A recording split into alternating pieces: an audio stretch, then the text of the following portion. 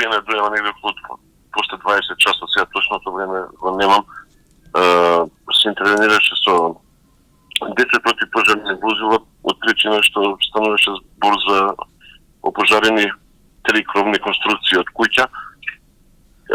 Веднаш е побарано да се исклучи електричната енергија поради безбедност на акцијата, односно на учесниците во акцијата. Пожарот за кратко време беше локализиран и не беше дозволено проширување на соседните залепени објекти.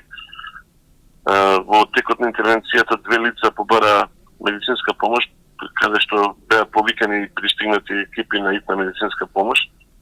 За едно лице имаше пекотини, а другото лице имаше вдишан чад. Од информација која имам од итната медицинска помош, станува за полесни повреди, но беа префрлени во медицински центри во градот. Добро. Интервенцијата заврши негде целосно околу 24 часот. Нема други повредени од вработените, така да успешно е реализирано во целост.